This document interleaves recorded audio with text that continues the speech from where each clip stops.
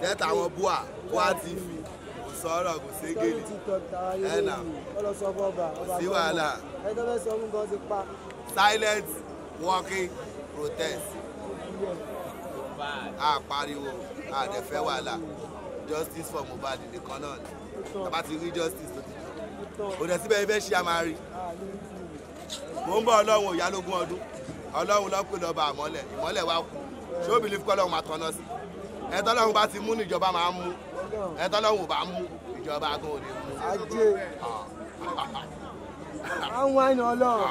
Wọ́n lọ rí ìbínú Ọlọ́run. Ọlọ́run bá ti mú ní ìjọba máa ń mú. Ọlọ́run máa mú ìyá yìí. Ó máa fa ilé ìjọba lọ́wọ́. Adájọ́ yà yín. Wọ́n máa dájọ́ yà yín. Ọ̀nà ọ̀nà máa fún yín. Ẹ̀tọ́ Ọlọ́run ò tí mú. Ṣéjọba máa mú.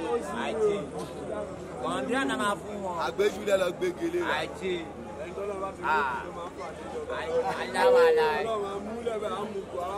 Pàdàpàdà ẹran ra ẹran lé yá ni. Wọ́n máa ń ra ẹran lé yá lẹ̀. Ẹ̀nà a máa fún wọn lẹ̀. Wọ́n máa mú ọ lẹ̀.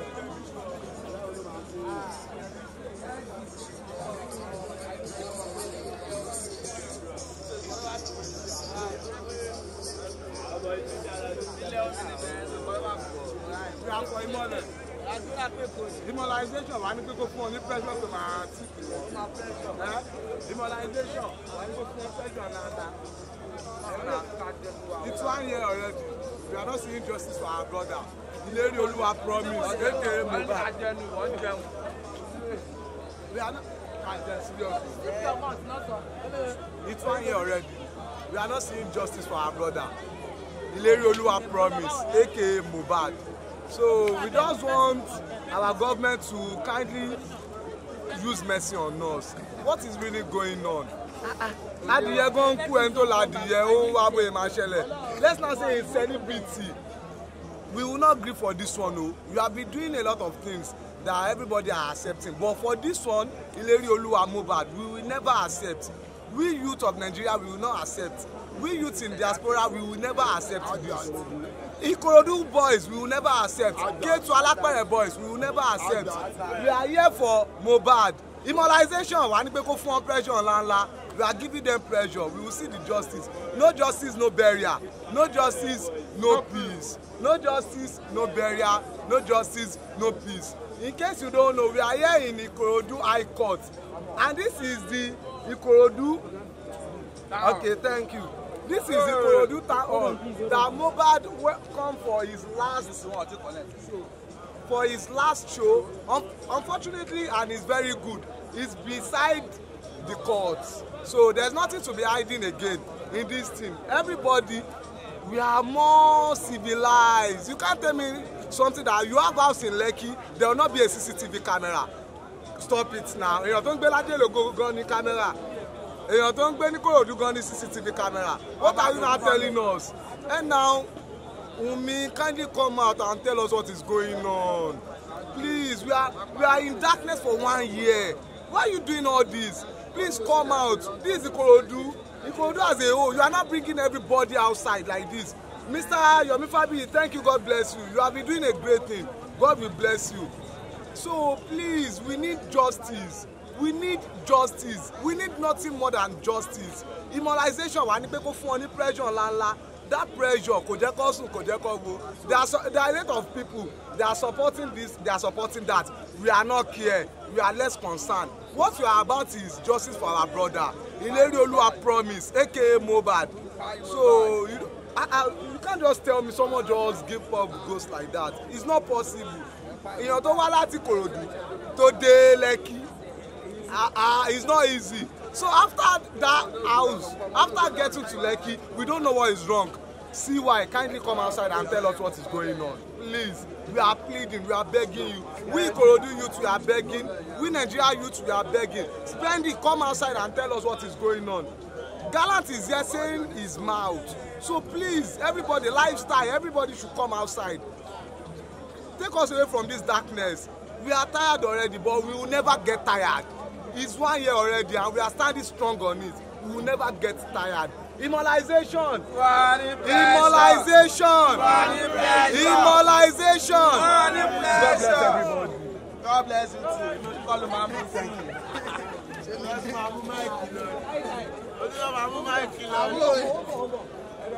Mr. Man. Mr. Man. Mr. Man, talk about Abuja, you go. Talk about Abuja. Ẹ̀nà àjẹbẹ́ ilẹ̀ lọ sábùjá. Ẹ̀ẹ́dẹ́gbẹ̀rún láti Abuja. Ẹ̀ẹ́dẹ́gbẹ̀rún wọ́n báyìí láti sọ̀rọ̀. Láti sọ̀rọ̀ ẹ̀jẹ̀ lọ sábùjá. Wọ́n lè sọ̀rọ̀ sí. Yóò sábà yà.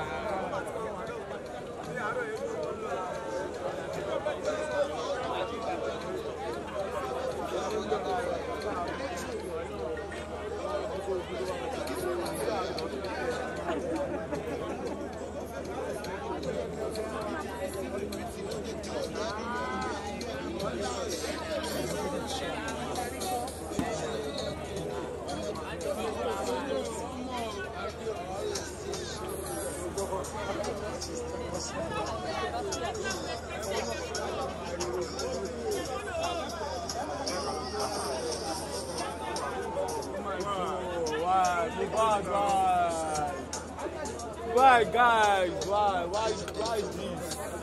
What's wrong with this? Why die? Why? Or die this year? Yeah, okay, sorry.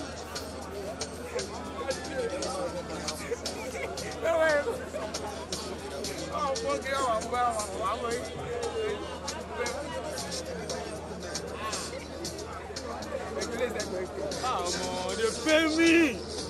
They pay me. They pay me. When my girlfriend got a gun. Girlfriend give me breakfast. May he jogo, he pay me. The girl will give me breakfast. May he jogo, he pay me. Why? Why, Mohbad? Lord. Why? When my girlfriend got a gun, jogo. My father girlfriend for inside life, God, he pay me. He pay me. Now for me, I want to see another Mohbad. Now for me, I want to see another Mohbad. Now for me, I want to see another Mohbad. Now for me. My God. Okay. Gbogbo ẹ̀yin tẹ́ lọ́wọ́ ní ọlọ́ọ̀ ẹ̀fọ́sì gbogbo ẹ̀yin tẹ́ lọ́wọ́ ní kú bàbá yìí ọlọ́ọ̀ kó yẹn máa kú lẹ́yìn kọ̀ọ̀kan ni o. Ẹ máa kú tí wọ́n ti wọ́n ní gbúrò fámìlì yìí mọ́ wọ́n ní gbúrò ẹnìbọ̀dì mọ́ nínú fámìlì yìí wọ́n ní gbúrò wọ́n máa gbàgbé pé sẹ́ńtù yìí ti wáyé rí wọ́n máa gbàgbé pé fámìlì yìí ti wáyé rí wọ́n máa gbàgbé pé ìrandíran yìí ti wáyé rí wọ́n máa gbàgbé pé àwọn ẹbí ti wáyé ayé ẹni tí tó bá fọwọ́ kó jọ ní ayé wọ́n máa fẹsẹ̀ báyìí wọ́n máa fi dànù ogún gbọ́ wọ́n máa fẹsẹ̀ dànù ni ẹni tí tó bá ṣe ní ayé yìí ẹni tí tó bá ṣe nílé ayé yìí tó bá lówó wọ́n máa tòṣì ni tó bá lówó ju káwọn náà lọ wọ́n máa padà sọ.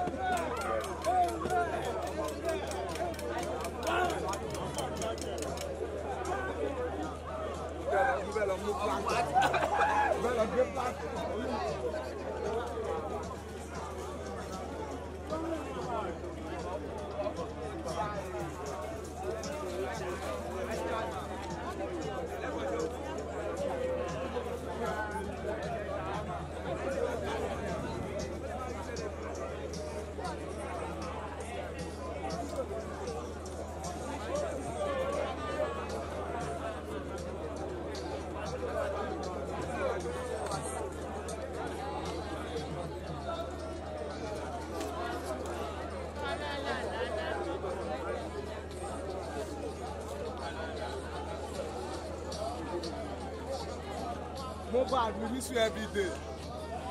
We miss him every hour, every minute, every day. We miss Mohbad every hour, every minute, every second, every day, every week, every month, every year. Why? You don't know. Nígbà náà mo wá ṣe justice yìí. Yóò tẹ̀lé kúrò kọjú sí ọmọ wa. Àmì.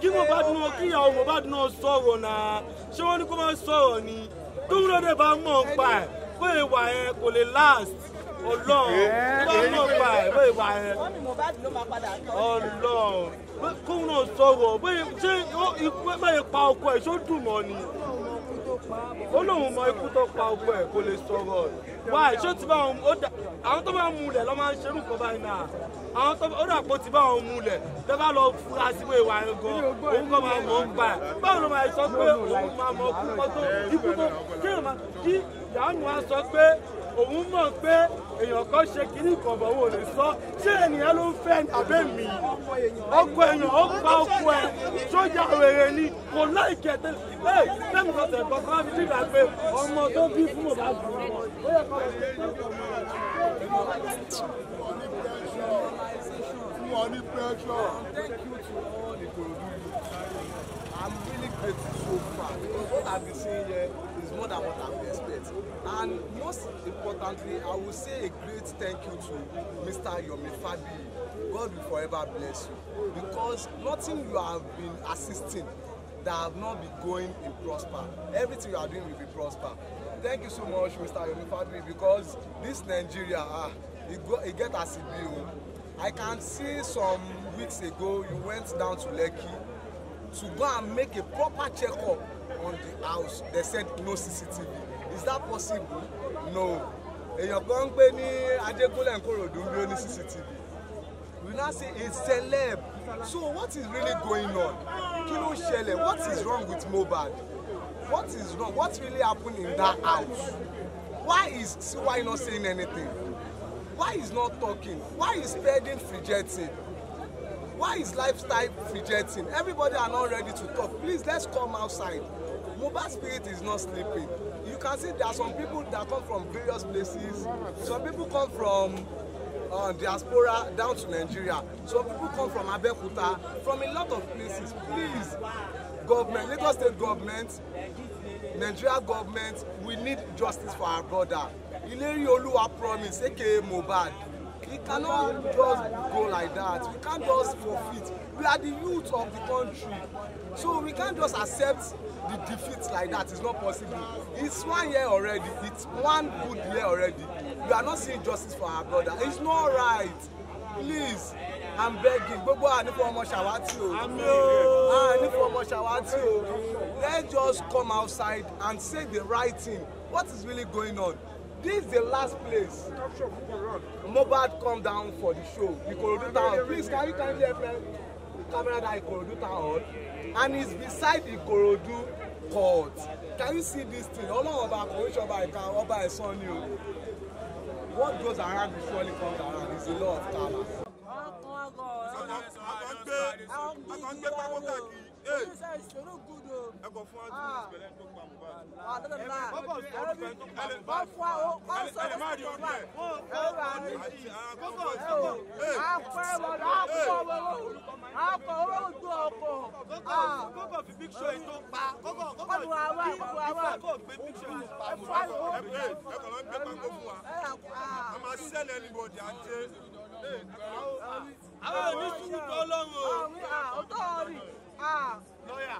Lọ́yà adájọ́ ẹ̀sà ó yẹ ká gbé àfọ̀ṣẹ tó dájú wa bí ní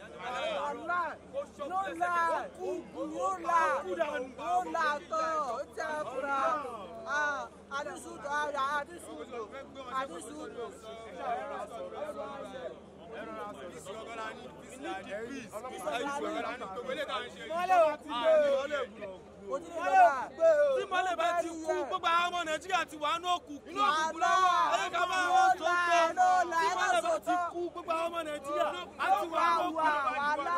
ti wà ní òkùnkùn.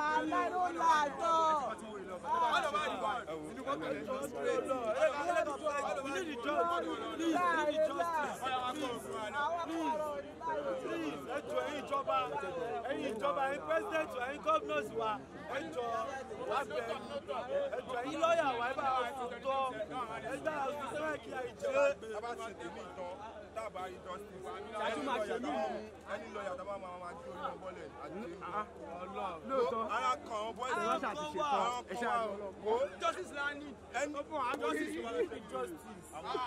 we need justice ẹjọ́ tó yọ lọ tí Mohbad bá ti tí ìmọ́lẹ̀ bá ti kú Nàìjíríà ti wà lókun. Ẹnà tí o bá ti síná everywhere máa dúdú ní. Ẹlòmí ò níná lé o. Ẹlòmí ò níná lé o. Ẹjọ́ ẹ̀yin fans ẹ̀yin gbogbo wọn tó bá mọ̀ pé olólùfẹ́ Mohbad nìyẹn tó bá mọ̀ pé ikú tó pa Mohbad ò fẹ́ kó pa àwọn fámìlì ẹ̀ ò fẹ́ kó pa àwọn dìmú ẹ̀ ò fẹ́ kó pa àkọ́kọ́ náà àwọn ẹbí ẹ̀ ìwọ náà jáde kájọ ṣe kínní yìí kò ṣe fún fẹ́wọ̀ èmi nìkan kò ṣe fún èmi nìkan kò ṣe fún èmi nìkan kò ṣe fún ọ nìkan fún gbogbo wa ní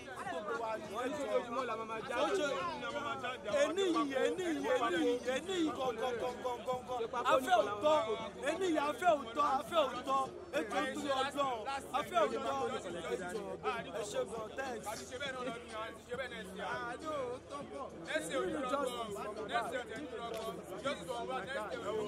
Next year,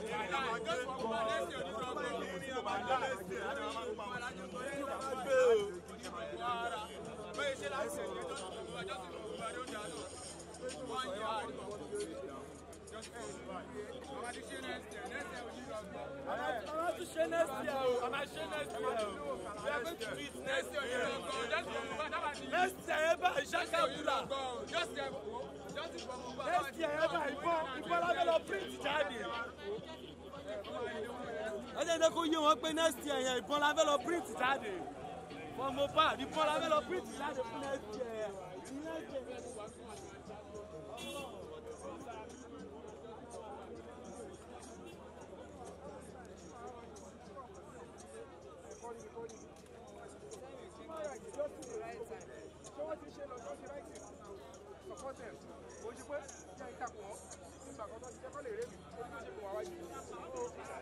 Don't do that. That's not human rights. That's not justice. Activism. Only Baba ṣe wà bí ìsìn. Ṣé wọ́n ní wọ́n mọ̀ pé ọ̀rọ̀ yìí dúró káwọn pè lára? A ní láti ṣépè fún olórí. Wọ́n tún bọ̀ kọ́rọ̀ káwọn lára. A ní láti bú olórí ìlú. Wọ́n tún bọ̀ kọ́rọ̀ káwọn lára. Ṣé mi tí mo dúró lóòrùn tí mo jókòó lẹ̀lẹ̀? Ṣé wọ́n yẹ wàá sọ pé kàn tí mo béèrè òní fún mi? Ó ní stage tó máa ní mi lára dé tó máa sọ pé ọ̀gbẹ́dúrà níbi tá a bá dé. Bẹ́ẹ̀ kí n kú. And they will give you the right thing because àwa la yàn wọ́n síbẹ̀. But ẹ gbọ́dọ̀ ọkọ gbègbèsè and then you must play a part. Bẹ́ẹ̀ ní ṣe ọkọ lùlù yẹn ẹ dẹ̀ fẹ́ kí ìlú tòrò wọ́n ta ló bá ṣe. Ṣèlú bá kékeré ní gbogbo àtẹ̀lẹ́ náà. Àwọn kan ló ń ṣèlú ìlọ́gbà táwa kékeré tá àtẹ̀wọ̀n kéde àwọn kan tó jẹ́ Nàìjíríà. Bàbá wọ́n á mú fagá justice wọ́n á mú just sílẹ̀ nínú kéèsì ilé ẹ bá wọn rọ̀bọ̀. Wọ́n á mú just sí àti just náà wọ́n á múlẹ̀.